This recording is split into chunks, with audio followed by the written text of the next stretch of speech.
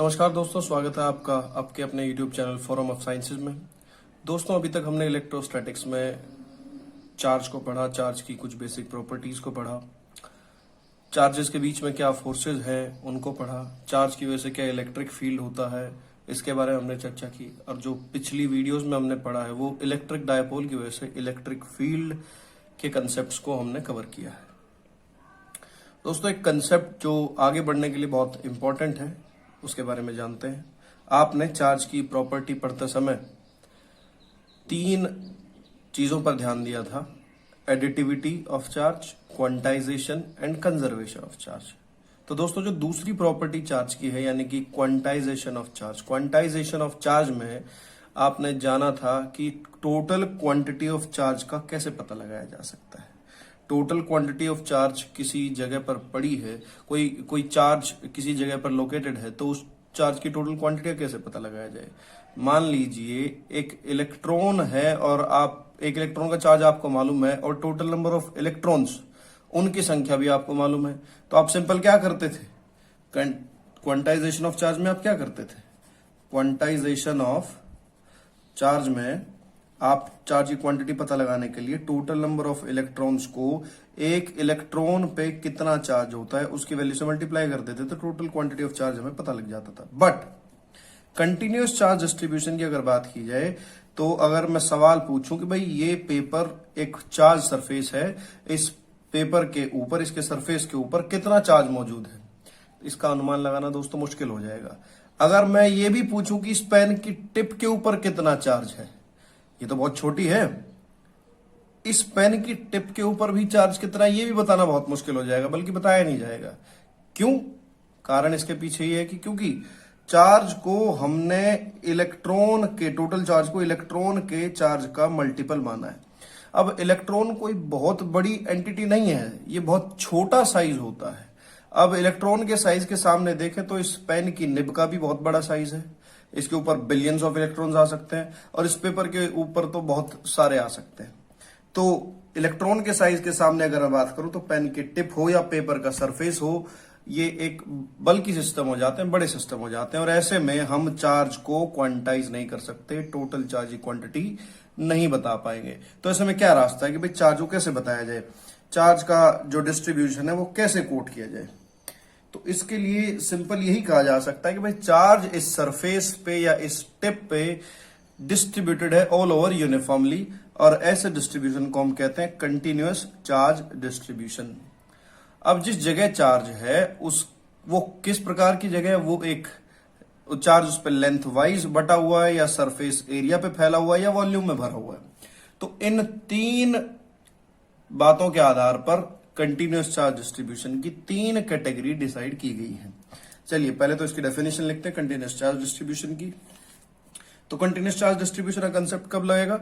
जब quantization possible नहीं होगा, यानी कि when quantization of a system is not possible. System कैसा होगा? बल्कि सिस्टम होगा as compare to the size of electrons. When the quantization of a system is not possible, then it is said that the charge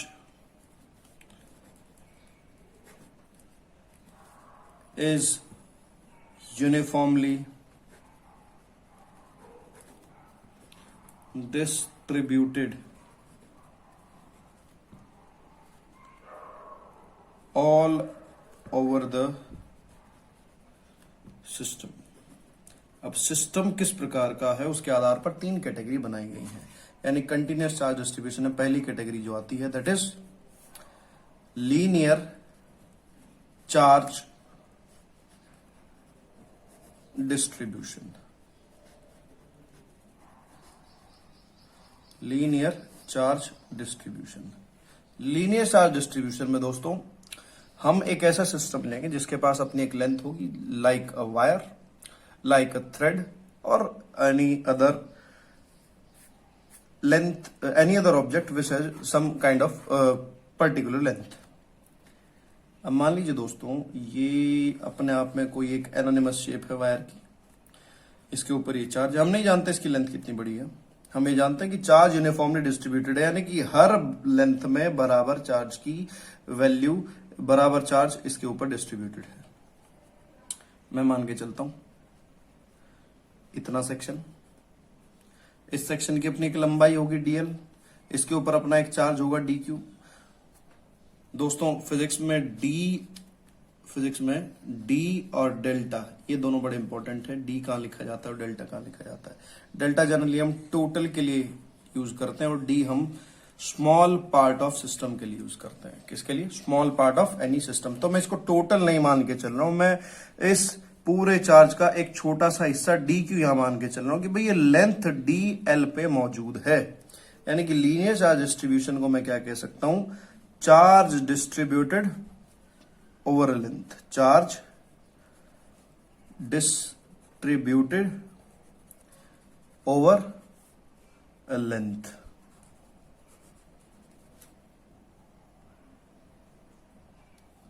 यानी कि इस system की अपनी एक चार्ज डेंसिटी होगी जिसका नाम मैं दे सकता हूं लीनियर चार्ज डेंसिटी, यानी कि कितनी लंबाई पे कितना चार्ज मौजूद है, यानी कि चार्ज डिस्ट्रीब्यूटेड पर unit length, per unit length. जैसा सिस्टम वैसी डेंसिटी। लैम्डा से मैं डिनोट करूंगा, dq चार्ज है, dl लेंथ पे डिस्ट्रीब्यूटेड है। यानी अगर मैं चार्ज की वैल्यू को पता लगाऊं तो मुझे लैम्डा का पता होना चाहिए, यानी कि linear charge density of system का पता होना चाहिए। यदि मुझे लेंथ मालूम है और linear charge density of system मालूम है, यानी कि एक यूनिट लेंथ में कितना चार्ज मौजूद है, तो मैं उस एक यूनिट लेंथ के चार्ज का हिसाब अपने पास रखूंगा और जितनी बड़ी मर्जी मुझे लेंथ दी जाए, मैं उस लेंथ को सिंपल उस लीनियर चार्ज डेंसिटी मल्टीप्लाई कर दूंगा, मुझे total charge on the length मिल जाएगा, यानी कि dq equal to lambda dl। Simple. इसकी यूनिट भी बहुत आसान है। ऐसा यूनिट क्या बनेगी? SI unit of lambda is coulomb charge की, मीटर इसकी, तो कूलम पर मीटर। आगे बारी आती है सरफेस चार्ज डेंसिटी की, यानी कि सरफेस के ऊपर चार्ज डिस्ट्रीब्यूटेड होगा, तो अगली डेंसिटी क्या बनेगी? Surface charge density.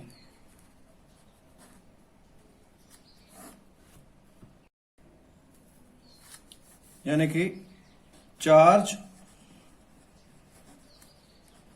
डिस्ट्रीब्यूटेड पर यूनिट सरफेस एरिया,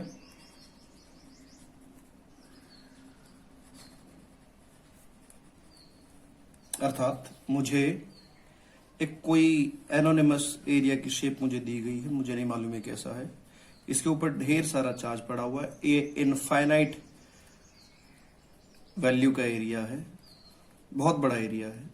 अब इसके चार्ज का अंदाजा कैसे होगा? यदि मुझे इसके एक यूनिट हिस्से का चार्ज मालूम है, मान लीजिए ये इसका एक छोटा सा सरफेस एरिया है और इसके ऊपर थोड़ा सा चार्ज dq पड़ा हुआ है, तो इसकी सरफेस चार्ज डेंसिटी, जिसको मैं सिग्मा से डिनोट करूंगा, किसके बराबर हो जाएगी दोस्तों? चार्ज पर यूनिट सरफेस एरिया। अब मैं इस चार्ज की वैल्यू यहां से निकाल सकता हूं, dq equal to sigma ds। अर्थात यदि मुझे एक छोटे से एक यूनिट एरिया के ऊपर कितना चार्ज मौजूद है उसकी वैल्यू अगर मुझे मालूम है, तो इतना ही चार्ज हर यूनिट एरिया पे पड़ा होगा, तो जितने भी यूनिट एरिया है उन सभी को जोड़ लिया जाए, उन सभी के चार्जेस को जोड़ लिया जाए, तो मुझे टोटल चार्ज का पता लग सकता है। या फिर मुझे एक यूनिट एरिया की चार्ज डेंसिटी मालूम हो, तो मैं जितना मर्जी एरिया मुझे मिल जाए मैं उसमें मल्टीप्लाई कर दूंगा और मुझे टोटल चार्ज का पता लग जाएगा। अब इसकी यूनिट क्या बन जाएगी? थोड़ी सी चेंज होगी। ऐसा यूनिट ऑफ सिग्मा, लैम्डा की क्या थी? कूलम पर मीटर। यहां क्या हो जाएगा? यहां नीचे एरिया है तो कूलम पर मीटर स्क्वायर, कूलम पर metre square. And the final is volume charge density. Volume charge density. यहां बात होगी कि एक यूनिट वॉल्यूम में कितना चार्ज भरा हुआ है। सबसे पहले बात की गई थी कि एक यूनिट लेंथ पे कितना चार्ज पड़ा हुआ है, एक यूनिट एरिया पे कितना चार्ज बिछा हुआ है, और वॉल्यूम में एक यूनिट वॉल्यूम में कितना चार्ज भरा हुआ है। तो फिर से एक एनोनिमस सिस्टम ले लेते हैं। There is a system. इस सिस्टम में इस सिस्टम की वॉल्यूम का एक छोटा सा पार्ट मुझे लेना होगा। इस सिस्टम की अपनी बहुत बड़ी वॉल्यूम है, पर इस सिस्टम की वॉल्यूम का कोई हिस्सा तो होगा डीवी, वी फॉर वॉल्यूम, और डीवी का मतलब वॉल्यूम का छोटा सा पार्ट, और इसके अंदर थोड़ा चार्ज डीक्यू मौजूद होगा। तो जिस प्रकार सरफेस चार्ज डेंसिटी थी, ये क्या बन जाएगी, चार्ज डिस्ट्रीब्यूटेड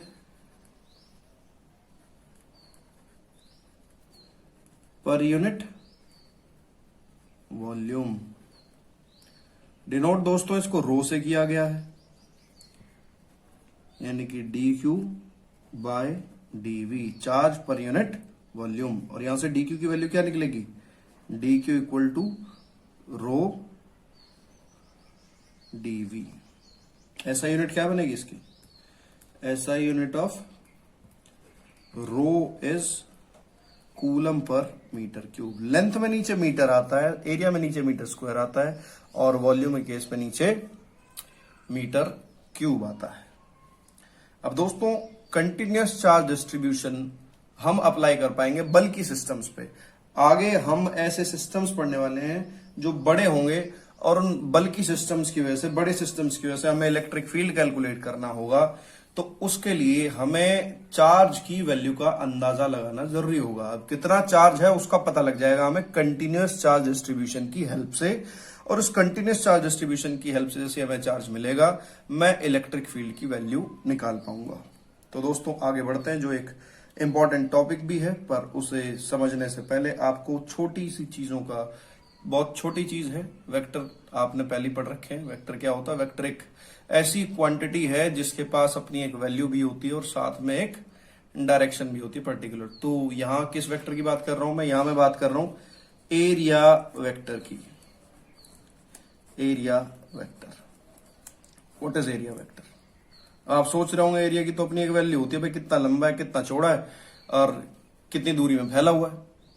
अब इसमें डायरेक्शन कहां से आएगी। अब मैं इस पेज की, जो आपको स्क्रीन में दिखाई दे रहा है, इस पेज के सरफेस एरिया को मैं वेक्टर के रूप में पेश करूं तो थोड़ा सा अटपटा लगेगा, पर किया जा सकता है। आपने किया भी 11th में।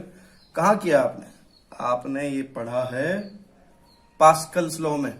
जब आप पास्कल्स लॉ को प्रूव कर रहे थे तो हमने उसके अंदर एक एलिमेंट को लिया था, एक पिरामिड शेप के एलिमेंट को, जिसके हर सरफेस के एरिया को हमने एरिया वेक्टर बनाकर पेश किया था। खैर चलिए, आपको यहां ज्यादा समझ आ जाएगा। अब एरिया वेक्टर को देखिए। एरिया वेक्टर ऐसा वेक्टर है जिसके पास अपनी वैल्यू तो होती है, साथ में डायरेक्शन भी होती है। डायरेक्शन कैसी, भाई एक ये सरफेस एरिया है। अब इस सरफेस एरिया की क्या वैल्यू है वो तो हमें इसकी लंबाई और चौड़ाई से पता लगेगी। अगर ये सर्कुलर होता तो इसका रेडियस पता होना चाहिए। ओवरऑल बात यह कि आपको एरिया की वैल्यू पता होगी तो एरिया की वैल्यू ही इस एरिया वेक्टर का मैग्नीट्यूड बनेगा। मान लीजिए ये एरिया है ए, ये तो इसके मैग्नीट्यूड हो गया। अब इसकी डायरेक्शन कौन बताएगा, इसकी डायरेक्शन दोस्तों ली जाएगी इसके सरफेस पे नॉर्मल एक यूनिट वेक्टर खड़ा हुआ है, ये यूनिट वेक्टर ही इसकी डायरेक्शन बनेगा। अब ये unit vector along x axis हो सकता है, यानी कि आई कैप, उस केस में हम डायरेक्शन को लेंगे। वाई एक्सिस के अलोंग हो सकता है तो जे कैप लेंगे, जेड एक्सिस के अलोंग हो सकता है तो के कैप लेंगे। ओवरऑल बात यह है कि अगर मैं इस पेपर की बात करूं तो पेपर के सरफेस पे ये पेन एकदम सीधा नॉर्मल यानी कि perpendicular to the surface standing है, तो यही इसकी डायरेक्शन बनेगा। यानी कि एरिया वेक्टर ए बन जाएगा मैग्नीट्यूड इनटू अ डायरेक्शन, और direction where n cap is a unit vector is a unit vector standing normal to the plane of the surface, surface के plane में, plane of the surface.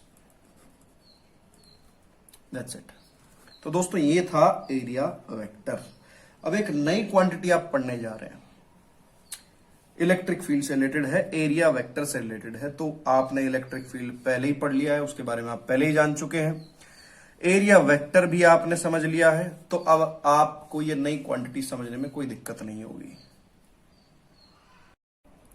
ये नई quantity क्या है, इसको जानने के लिए अगली वीडियो का थोड़ा सा इंतजार कीजिए. That's all for today guys.